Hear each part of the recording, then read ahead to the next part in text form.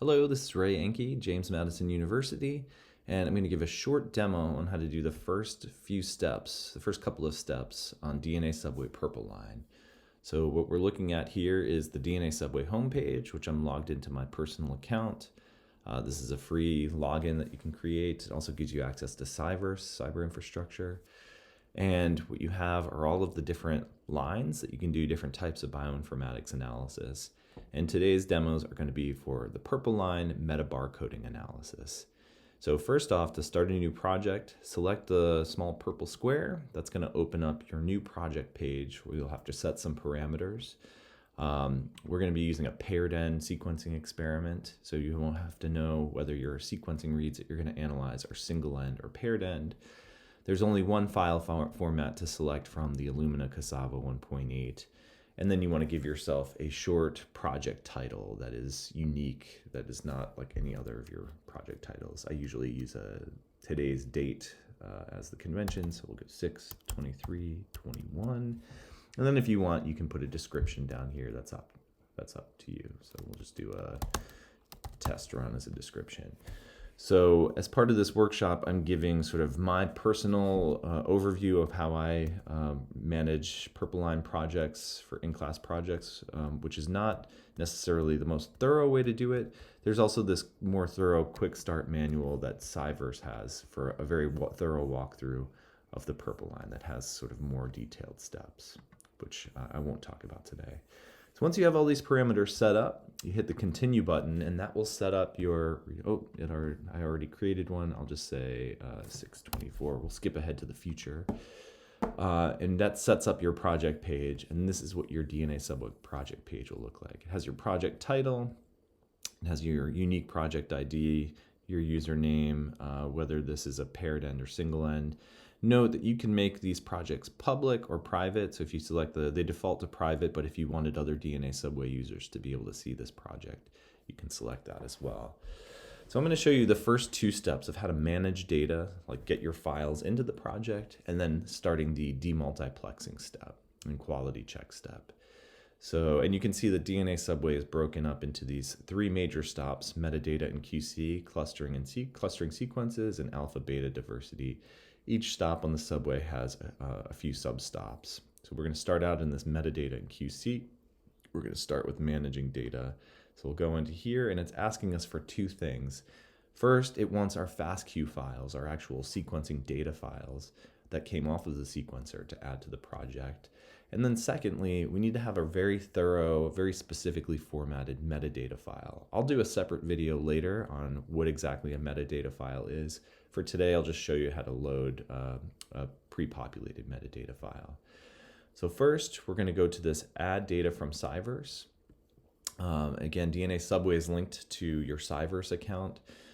So here's my personal Cyverse folder. That's my Cyverse username. I can add data from my account. But then this next folder is the shared data folder.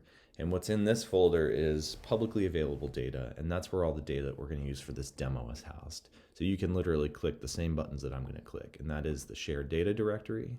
And each of these steps will take a couple seconds to open.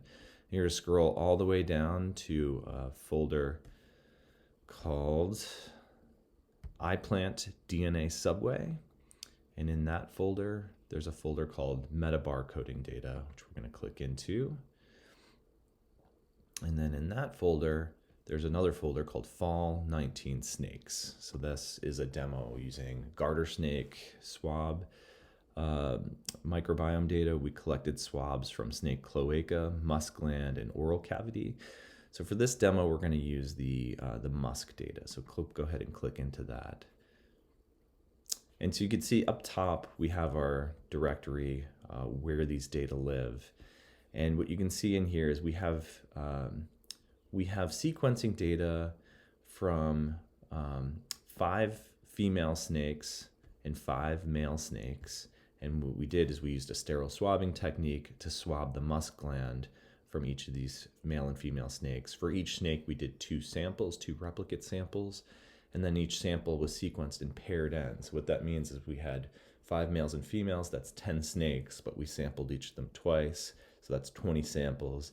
And each of those samples were sequenced as a paired end from the forward and reverse. So there's a R1 and an R2 file for each sample. So that's 10 snakes, 20 samples, 40 reads total, just so you know what's in here.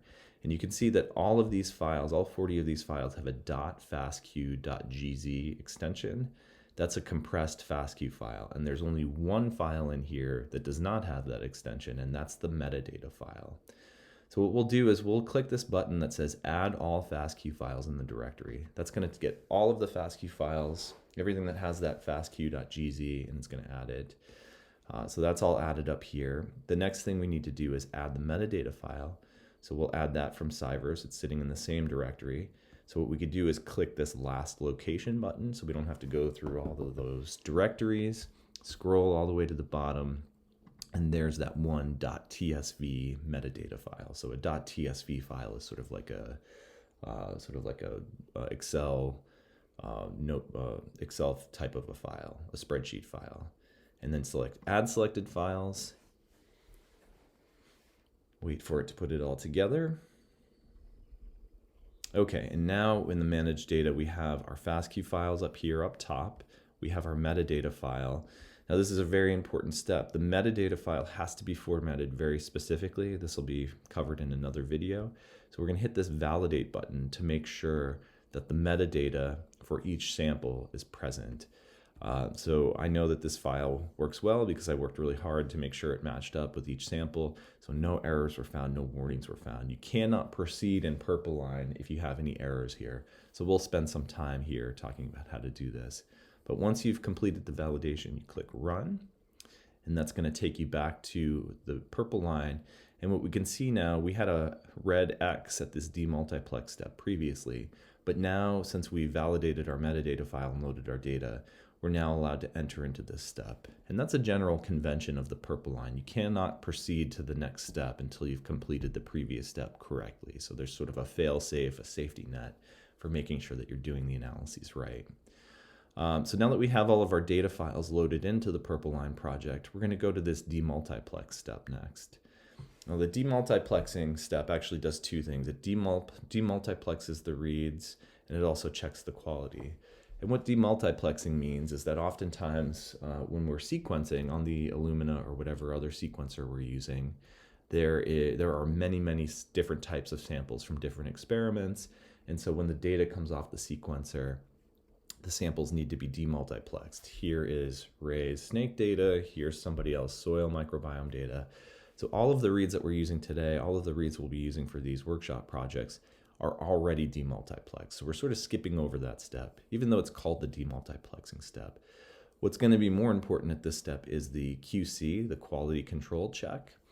And so what this step will also do, since the demultiplexing is already done, is it will select a random number of individual sequences from your data set and check them for quality.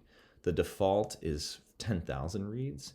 What we'll do is we'll knock this down to 1,000 reads just to make it run a little faster. So this way the software is only checking 1,000 reads instead of 10,000. It'll just make it run a little bit quicker. And then once you select that number, you can then hit demux reads. And again, it's going through that process of, it's not demultiplexing because it's already demultiplexed, but it will output some really important data quality plots, which I'll talk about in another video. So let me X out of here. So we have this confirmation that our job is running. And then what you could see here in purple line is next to the demultiplex step, we have this yellow R, meaning that this job is running. When it's complete, that yellow R will turn into a green letter, and we'll be able to enter in here and we'll be able to view all of our data. So in my next video, what I'll do is I will show you how to look at this demultiplex step and then how to set up your data too.